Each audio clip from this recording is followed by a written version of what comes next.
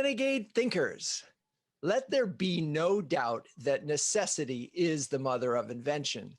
When the pandemic struck, many CMOs faced the daunting challenge of replacing physical events with something, anything that might replace the vibrant source of leads, deal acceleration that happened at events, customer engagement that happened at events, and even sales training. I mean, salespeople love physical events. That's when they get to do their magic. For Duck Creek Technologies, which serves the insurance industry, losing events, specifically an annual conference, was like suddenly trying to fly a plane in a hurricane without a pilot or crew or passengers. That may be a little overdramatic, but you get the metaphor.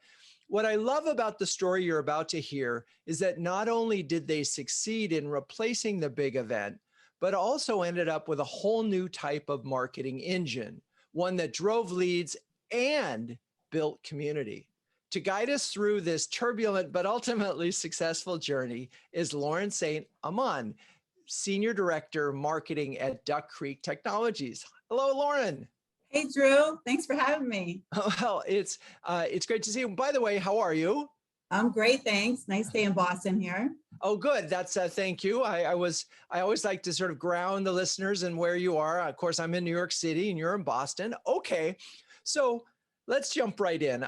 I know you've been at Duck Creek for almost 4 years, but can you remind me how long ago your CMO left and you end up piloting marketing? Oh, actually, yeah. Scott left about 6 months ago. Okay, good. All right. So that helps. But what a great opportunity for you. And I imagine just a little bit scary. Yeah, it's been great. We have a really good team. We have a very strong team. That's awesome. Okay. So let's get to the story. It's March, April 2020. You had a big event planned. I think it was like 6 weeks out. Let's talk about the situation with your normal customer event and how important that was to you. Yeah. I mean, who's going to ever forget that, right? So 2020, we had an event, our flagship event, Formation, Duck Creek Technologies, ducks fly in formation, hence the name. But yeah, we had an event scheduled for April, and of course, March 1st, we just got really nervous. What were we going to do? We had to shut it down. So we knew we were going to have to do something about it. So yes, COVID was a catalyst for kind of reimagining our flagship event. So let's talk about that. So you can't do it. And so what were some of the steps that you did to sort of say, okay, we'll just postpone it and wait to see what happens. We'll go virtual. How did you sort of get to a decision to go to virtual? Yeah, no, that's a good question. So, we've been working for months on content, right? The whole company had been working for months on this rich, content for our customers and prospects and analysts for this event. And we couldn't let that all go to waste, right? So I knew a lot of people were doing digital events, 2-day events. And just the thought of sitting behind a computer for, 2 days, just right out of the gate, kind of just didn't sound right. So we decided to do something a little different. We created a digital engagement platform, if you will, so that we could keep giving out this content and people could access it, when it was convenient for them. So let's break that down a little bit. So digital engagement platform, is this something that you created from scratch? Did you work with any outside firms to build it? Yeah, Vital's one of our agencies that we work with, and we would be lost without them. But they work with us on our website and everything as well. So we kind of sat down and said, what's going to make it what's going to make it engaging? What's going to make it dynamic? And the thought was, it's insurance. So how exciting can you be with insurance? But we said we wanted to have like a little Netflix for insurance.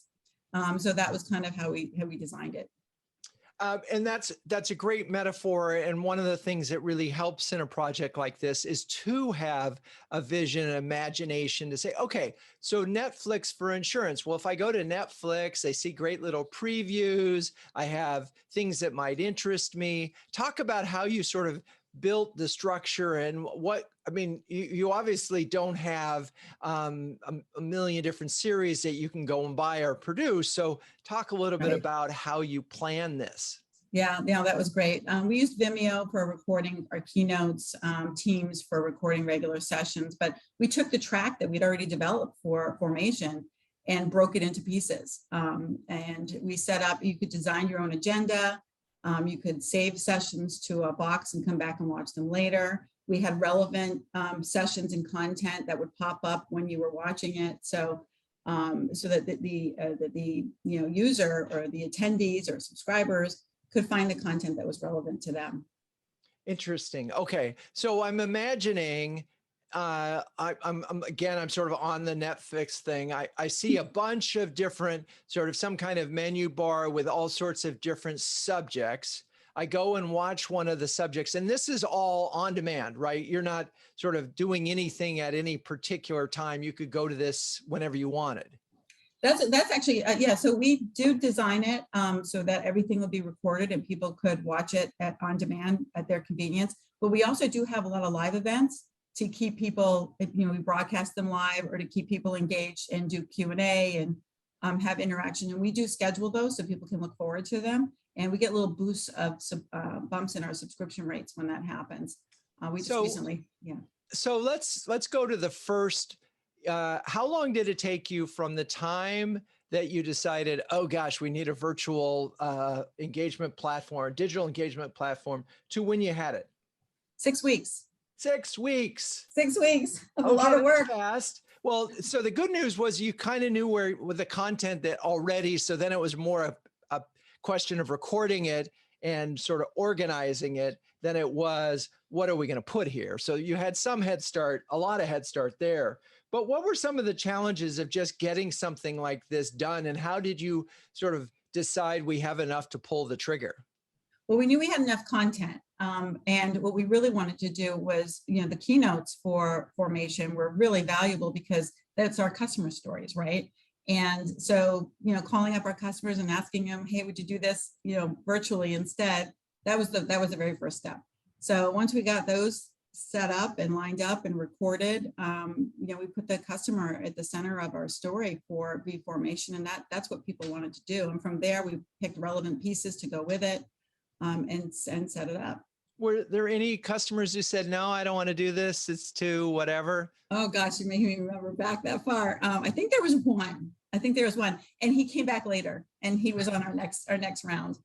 So no, actually, everybody really understood. I think we were all in the same boat at that point, And I know that, so one of the challenges with remote video, and we've actually found one solution that works pretty well, but is getting good quality. What'd you do to record that? Is that what you use Teams for?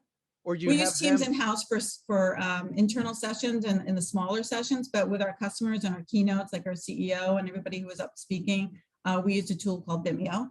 And and did some backgrounds and created those on our own. We have a great creative team, and Vital again is really. I'm sorry to get so technical on this, but one of the big challenges, so these folks are all at home, right? Because everybody's at home. And so the big challenge was how do you make sure the lighting is good, the sound is good? I mean, Vimeo is just a place to house the content. You're not actually recording on it. So you still have to record it. I'm just curious because this was such a big issue early on. Yeah, we did Zoom, I guess for the basic recordings, and then pulled it into Vimeo. Got it. And you're right, it was best practices, right? And we sent out guides and things like that for people, green screens in some cases, and little kits like that. But it was, yeah. Okay. All right. So fine. Now I got it. We're doing it exactly as we're doing it here. We're using Zoom. We're hoping that you have a good mic setup. If you don't, we'll send you one. If you don't have a light setup, we'll send you that too. Got it. Okay. So we get all these customers' stories recorded. What did you do to sort of spread the word that this event was happening? And because, my understanding is that even the first time 6 weeks into the launch of this thing, your numbers were pretty good, at least started to sort of beat expectations. How did you get the word out? So what was interesting was, our flagship event formation is usually all customers, like I'd say 90% customers. It's very rare that we would get prospects, to go to the event. what happened here with this transformation was a bonus that we weren't expecting. And our prospect numbers actually are, over the 1,000 marks for prospects. It's just really outweighed that. We were really surprised. So it's become like this, digital platform for buyers. And I want to get to that, and we will get to that, but I want to make sure we still understand the various steps along the way. So you decide we're going to go virtual. We're going to set up this platform. We're going to launch it. We're going to have some live speaking going on at it. So there's a reason to attend in real time. How did you let customers, how did even prospects find out about it in order to attend? Oh, I see. Yeah. Just emails. We sent out a lot of emails to start with. We did do a little bit of advertising, paid media that would drive people back, social. Got it. And one of the things that a lot of brands in April and May, because it was still a novelty, a number of folks, attendance was pretty good initially. And a lot of the folks that I interviewed, the CMOs interviewed, had similar numbers where, wow, we got customers, we got prospects. But what was interesting is later on, at least, a lot of the attendees were not as engaged as they had originally expected, and they struggled to convert some of these folks.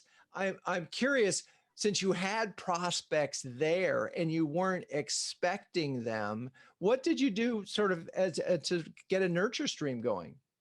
So again, it boils down to the content and having really interesting content. I mean, digital transformation in our industry just never stops, right? So it's always going to be kind of new, engaging content. But the customers were what people wanted to come and see and hear their case studies, success stories, best practices.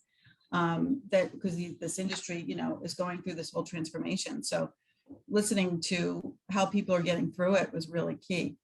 That makes sense. I mean, I think it's one of the mistakes that I saw in webinar after webinar after webinar. And to some extent, it's talking heads from the company sharing the story, and they leave. Like in a webinar, I saw one webinar where there was 7 minutes for the customer to talk, and it's like, no, start with the customer. That's what everybody comes for and can relate to. So that's such an important insight. All right, well, we're going to take a quick break, and when we come back, we'll dive in even deeper into this really interesting program. So stay with us.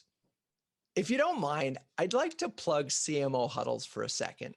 Launched in 2020, CMO Huddles is an invitation-only subscription service that brings together an elite group of CMOs to share, care, and dare each other to greatness. Talk about necessity being the mother of invention. CMO Huddles was invented because it was very difficult to interact when the pandemic began. One CMO describes Huddles as a timely conversation with smart peers in a trusted environment, while another called it a cross between an expert workshop and a therapy session. If you're a B2B CMO that can share and care with the best of them, visit cmohuddles.com or send me an email to see if you qualify for a guest pass. Okay, we're back. So I want to make sure we've talked about the Netflix, talk about the live component of this when you first launched it and how that worked. So yeah, I mean, we were nervous about technical difficulties. So in some cases we would pre-record them. One of the things that was really great to do was these networking events. So we would have this area where people could go in and actually have networking events. One of the most successful ones was what we called a Woman Innovation Networking event. The acronym is WINE. So everybody likes to get behind that.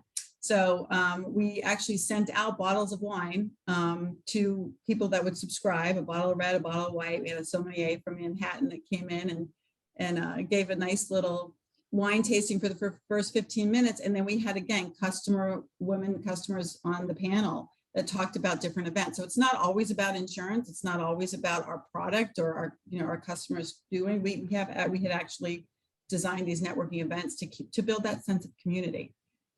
Yeah, and I think that's an interesting part of this, that really we're not talking about a virtual event here. We're really talking about something that replaced a physical event, but became this platform for you to engage customers and prospects. And I think that's such an interesting thing. So once you had this platform, you could do these special events, if you will. I love wine, Women in Innovation Network event. I love that. Especially during a pandemic, right? Oh my gosh, it's great. And then you got customers on a panel. Everybody was a little loose. It's sort of an edutaining kind of a thing. And the other thing the point that you make about the fact that it doesn't all have to be insurance. I mean, let's face it.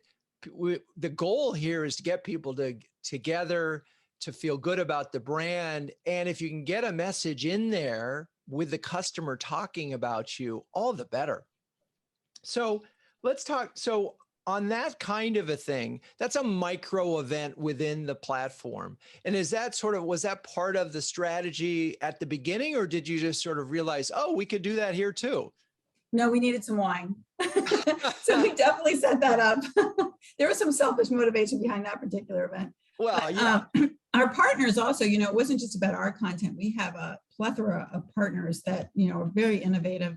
And a lot of our customers use those technologies to innovate themselves. So having them be a part of this and sponsor this event, it actually carried over. They were originally our sponsors for our live event, vFormation. And it carried over and they stuck with us. And then we eventually would build out these virtual booths. And when we do have events, people can actually come in too and video chat with the partners and ask questions. So that was a big part of it as well. Yeah. And let's talk about that, because so many folks that were going to sponsor physical events, when they went virtual, they said, oh, the value's not here, I'm not going to stay. But yours did.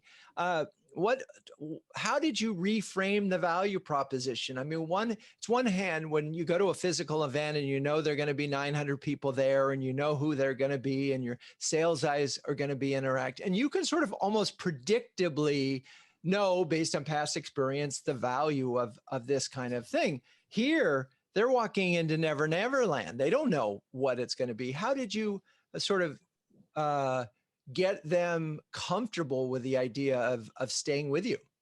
Yeah, we were all nervous about that for sure. They did sessions themselves and we hosted it on the platform. But what was interesting was we designed something that people could save a session. So there would be a little star and it would go up into their a holding basket, if you will, so that every time they came back to it, and anytime that they clicked that star, they were basically a lead. So they were opting in to watch a partner video. So the leads weren't just from one event. We give leads over to our partners on a monthly basis. So they just keep happening. They're new, refreshed. Plus you can also see who's still engaging, who's still watching. All that data that intent-driven data is shared with our partners. It's part of their sponsorship. And again, I want to make the point, folks that are listening, there's a big difference here between a moment in time, a 2-day virtual event, and this ongoing platform. And I know a lot of virtual events stayed up there and that content stayed up there, but I wouldn't call it an engagement platform. It was just a place where there was a content, right? And it feels like you created ways so that there could be interactivity and ways of keeping it fresh. And talk a little bit about some of the things that you did in that way. We talked about the wine event, but how else did you get people to keep coming back or new people to come to it?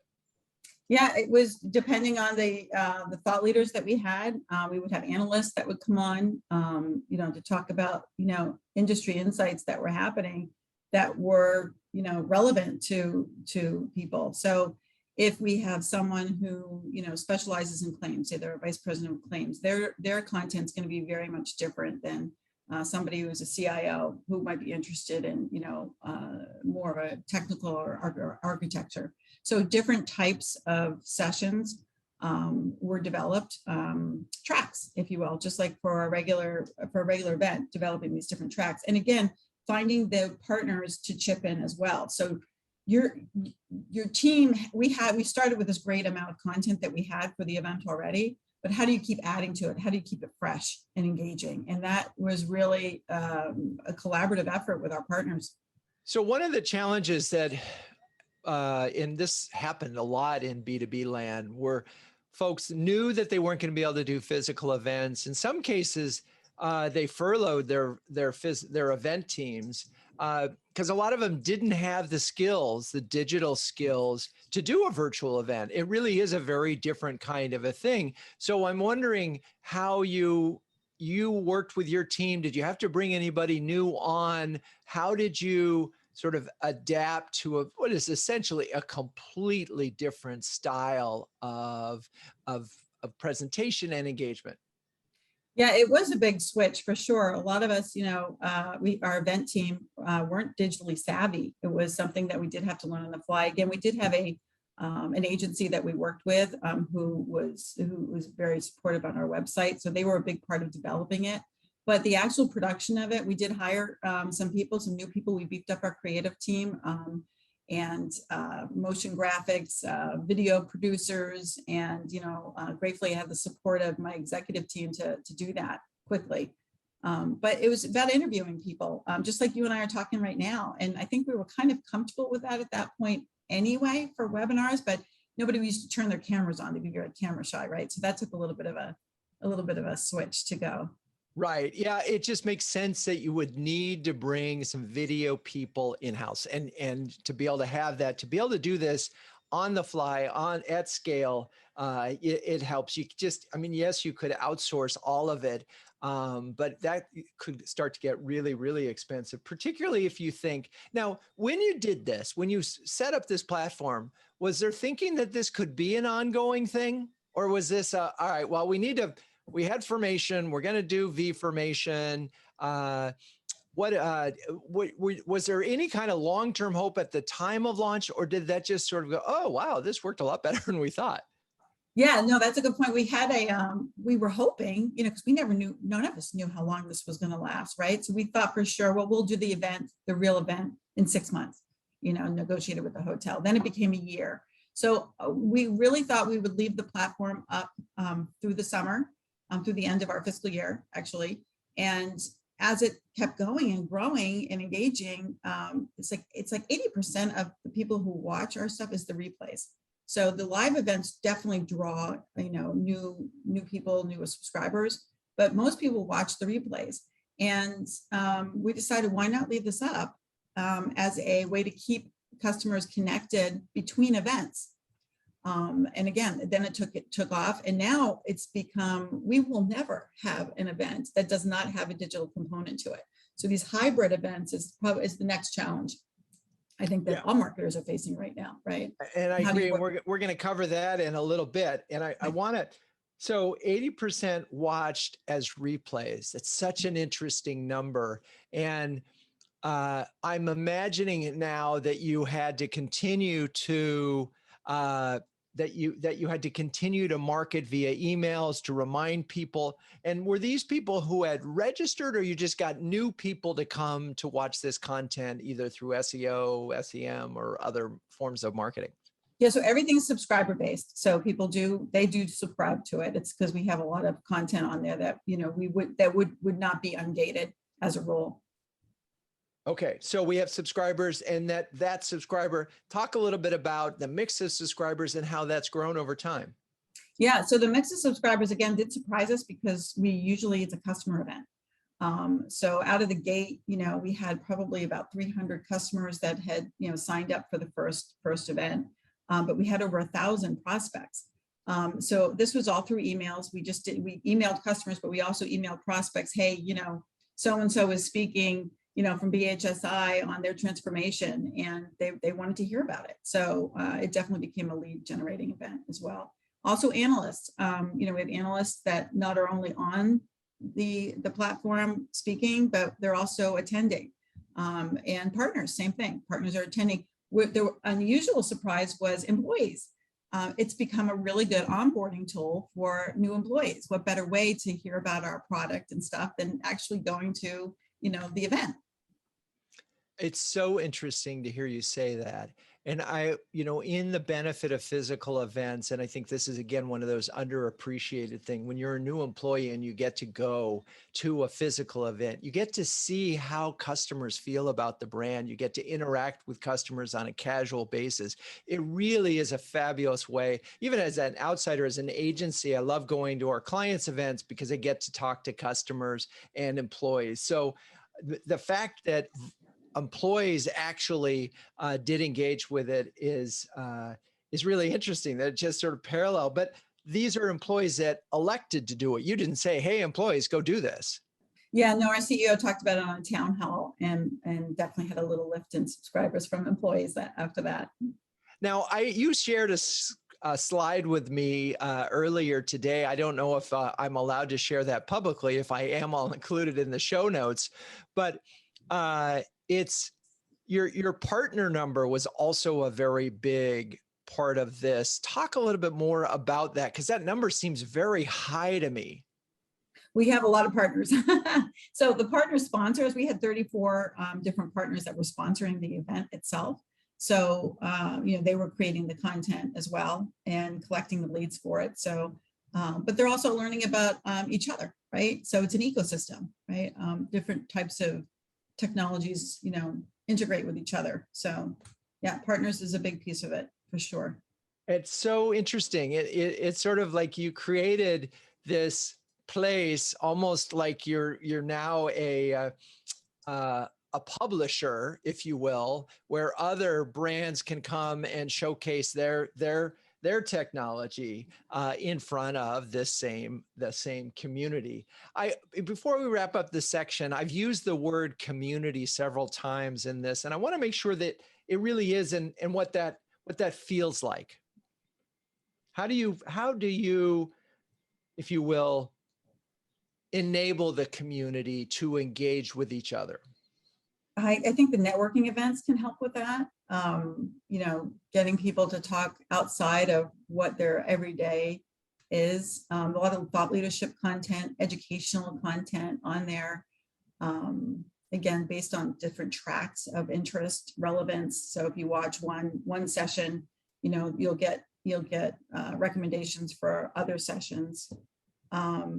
The community piece during the live events, I think, we just had vFormation Live, which was a 2-day, 2 hours in the morning, 2 hours at night, where all the booths are live and people can actually video chat with each other. There's also a networking area where customers can talk with customers, if they will. And yeah. It's a lot. That's great. I mean, in that, when you get into some of those details, you really see where the moment in time of the sort of the live event definitely encourages that kind of thing. And I think for partners, did somebody come to their booth? Did they engage in it? And they can see it. And so it's really easy for them to assess the value. So the fact that they've stayed with you and you have 34 of them with it is really a testament to the strength of this program. Okay, we're going to take a break. And when we come back, we're going to get into how this also became a demand generation engine for you all. So stay with us. I've got a new thought for you, which is, have you thought about doing some market research, but didn't have the manpower or expertise on your team to make sure that this research was methodologically valid, insight-rich, and newsworthy? Research can be a tentpole for entire quarters or half years worth of marketing activities. Research that your SDRs can use to help move a lead into a genuine opportunity. It's a lot to ask for market research, which is why more and more B2B marketers are coming to Renegade for help in this area. Renegade will help you craft the questionnaire, field the research, analyze the results, and even write up and design the report if your in-house team is too busy. If you're a B2B CMO, even thinking about market research, do yourself a favor, visit renegade.com, and let's have a quick chat about what your plan is, and maybe we can help. Okay, we're back. So I love so many aspects of this story, and part of it is just the reminder that you just have to try to do stuff. You have to be experimental, and you can't be afraid. You didn't know where this was going, but suddenly you had something that not only served the function in the short term, but became this long-term platform you're planning to invest in. And one of the reasons that you're planning to stay with it is this ability to get prospects engaged. Talk a little bit about how, and again, I'm going to emphasize that a lot of other B2B brands got a lot of what they thought were prospects, but they didn't turn into opportunities. They didn't turn into business. Have you been able to take some of those prospects and actually turn them into Duck Creek customers? Yeah, I'm actually really proud of this number too. We just got it yesterday, as a matter of fact. So the platform, the vFormation platform, as we call it, has actually influenced 72% of our current ACV pipeline. So getting the opportunities that we were already working, engaged with this content, has definitely accelerated the pipeline. And has driven some net new interest. So I want to make sure, because there's different definitions of pipeline. You say 72% ACV pipeline. Define that a little more carefully so we're just in agreement what pipeline means. Some will call pipeline real true opportunities where someone is actually a salesperson, is actually engaged with a customer. Is that the way you look at pipeline? So yeah, this is influenced pipeline, just to be clear. It's not sourced, but it's influenced. And yeah, 72% of our active ACV pipeline, meaning that these are deals that are in the pipeline, have been very engaged with vFormation. Well, I don't know a single marketer out there who wouldn't be happy with 72%. And it's a great number. And so clearly this is and talk a little bit about, okay, so have you been able to correlate, gee, if they watch this video, or if they do this, or they do 1, 2, 3 things, that these are really truly that intent, that buyer, those are real buyer signals? I think we're really getting there. It's been up for a year. So, monitoring that data and trying to tie it to the sales cycle. We have a very long sales cycle. So that's why I don't really want to share source numbers yet, because they're still growing. Yeah, no, it's hard. A lot of companies have long sales cycles, and it's really, really hard to track all of this. But I was going to say, we do measure, best performing assets, best performing sessions, things like that. So we're hoping that, a little bit more historical data under our belts will give us a little bit more insight into that journey. And let's talk about that, because best performing, is that just most viewed, or sort of most that where they watch a session or they engage in something and then they do another thing? Because I'm always in the long-tailed world of SEO, you can have a asset that gets a lot of people to it, but it may not be the converting asset, right? And you may have one piece of content that's just very way down in there and only 10 people saw it, but it's the one that is the true indicator. How are you looking at best performing?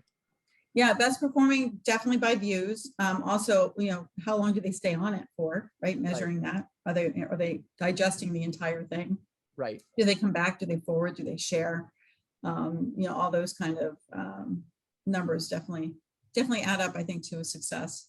Got it. All right. So we've got this program, it's in place, it's driving leads, it's making your customers look good, it's helping your partners get leads, even has your analysts showing up, and that certainly can't hurt when it comes to their ratings of you. So your employees are going, so your entire, I'm gonna call it ecosystem or world, is touched by this program. So let's talk about hybrid now. Everybody's looking ahead. They know physical events are on the horizon. More and more brands have them planned in September, October, November. What's your plan for hybrid? First of all, are you going to be doing a hybrid? Absolutely. Every event that we do going forward will have a hybrid component to it, a digital component to it. And I think we're taking a lot of lessons learned now and going to be able to apply them. We're having a small kickoff coming up, hopefully, again, COVID not coming back here, that we're going to be testing a lot of the broadcasting capabilities, integration capabilities with not just vFormation, but also a third party like vFairs. So we're actually looking forward to our big event formation next March. And you can't substitute real life, interactions and, clinking our glasses and saying, and toasting each other and that networking. You can't replace that. And so at first we were fearful, hey, is this going to why would people come to formation if they can just get all the content online? So building something that is both engaging for the attendee and also the people sitting at home is a really important step. So next March, how many people do you hope to have at that event? And clearly, again, customers being the number one priority, because that's where it was before. I mean, are you going to get 400 customers to show up in March? This is such uncharted territory. We're so excited to see what's going to happen. But either way, I'm sure we're going to be getting a good response for people to come in, but we want to make it entertaining for people who can't either. And not just that, but some companies, they can usually only send, 1 to 5 people. Now you can send those 1 to 5 people, but you can also have 10 people back, back home engaging with the same content. So it kind of, I'm hoping it's going to make it bigger. And you can always, just putting a customer and a prospect together in a room is a win-win for everybody. I know that's the thing that people really forget about physical events. What they are deal accelerators, right? You have someone that's late stage and they're kicking the tires, but they've also got customer right there over their shoulder saying, by the way, this is really great. You ought to check it out. You ought to do it. And that just helps close the deal and accelerate the deal. That's been so hard for so many long sales, the absence of that, of those sidebar conversations. So the physical event going to happen in March. Don't know how many are going to go. I bet the numbers are going to be better than you think because people are so anxious to get out there and meet people and get back at it. I'm starting to see that in events that have already been happening is people want to get out of their home offices or even back at work. From a hybrid standpoint, how are you going to sort of decide when you're on or off and live for the virtual people, the virtual attendees? Yeah, no, that's a good question. So keynotes broadcasted live. There's also apps for attendees that are going to be on site, polling questions and things like that, that hopefully there'll be a way to keep the audience engaged on site, but also back at home. So yeah, it's a 3-day event. Some of the things, workshops and things like that could be pre-recorded. And then we just flip a switch and have people there being able to do the Q&A either over chat or video chat. So I'm hoping with vFairs that we'll be able to actually have our live customers obviously in the auditorium, but then up on screen right behind the speakers, have the people that are dialed in online up there as well. So you're getting the people in the audience and also the people up on stage, they're dialing in and really make it kind of that's kind of the vision. I'm hoping that we can get there.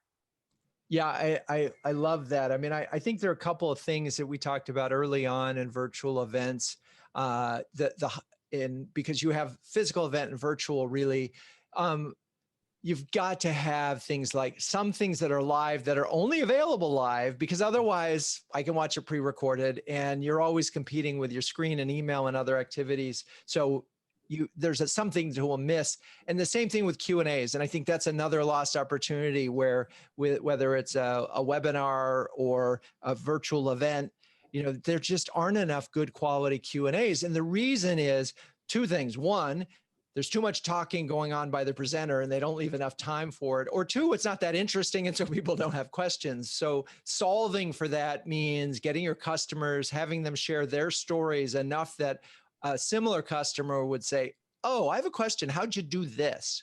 Right? Because if it's just roadmap stuff or here's our technology or here's our point of view on something, it's very difficult to get engagement. Okay. Yeah, it's a production too. I just got to say, like you mentioned having people online being able to stay engaged with it. So we're going to be having like camera crews. This is something new that we've never had to do before. So, Mike, our CEO, gets off the stage of doing his live keynote. He goes backstage to take his microphone off. We're going to have a camera in his face. He can wave to the people at home and, to a little tidbit and, keep them engaged that way. It's like a production. It's a production. It's a whole different production now. Yeah, it really is. And it's going to be more expensive. That's the thing. I know that a lot of folks are worried about it. I mean, live streaming video from a remote location at a high quality it just adds cost. I mean, obviously it's worth it because you get better quality recorded, you get better, but it's a new thing. So you're really almost doing 2 things at the same time. And I think that's one thing that people haven't quite digested when they think about these hybrid events. What's great if you're working with a production company that, has done productions before, though, is there's like with vFairs, there's a switch. So being able to do the production that you would normally do with the events and having it be broadcasted live, the teams collaborate with each other really well.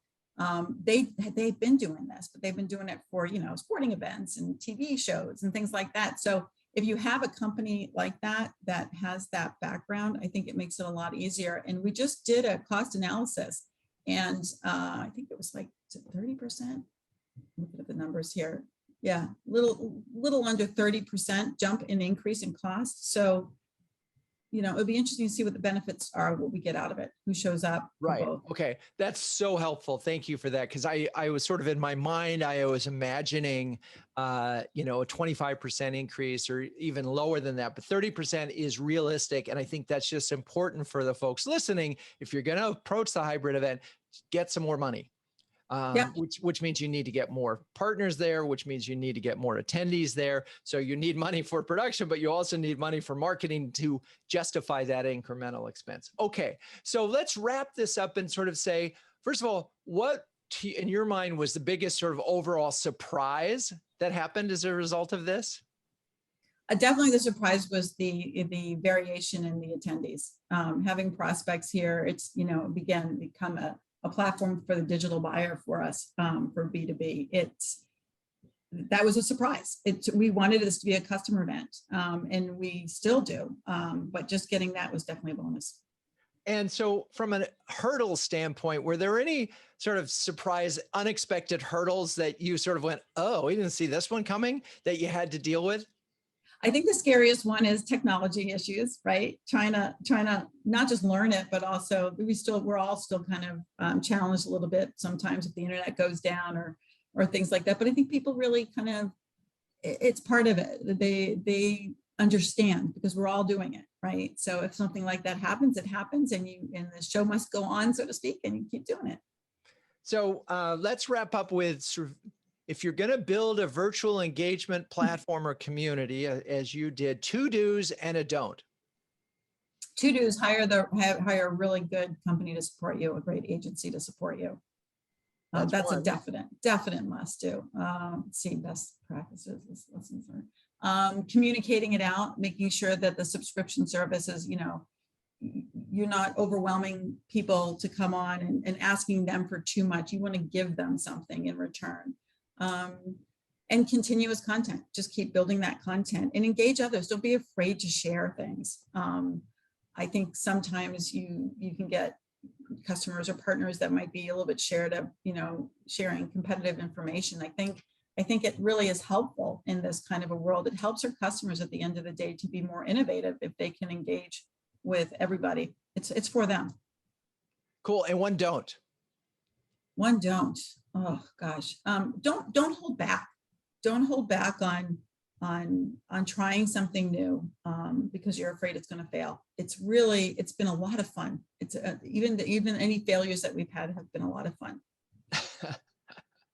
Retrospectively, of course. And make sure your executive team's on board. It's about communication too. A lot of people don't understand what you're trying to do. So explaining that upfront and managing expectations is really important. Awesome. Well, Lauren, thank you so much for sharing this. I think it's just such a terrific story. Thank you. Thanks for having me.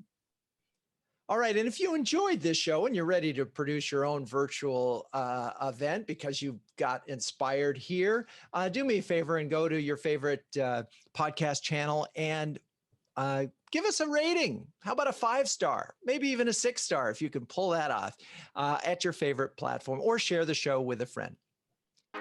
Renegade Thinkers Unite is written and directed by Drew Neiser. Hey, that's me. Production is by Sam Beck. Show notes are written by Melissa Caffrey. The music is by the amazing Burns Twins, and the intro voiceover is Linda Cornelius.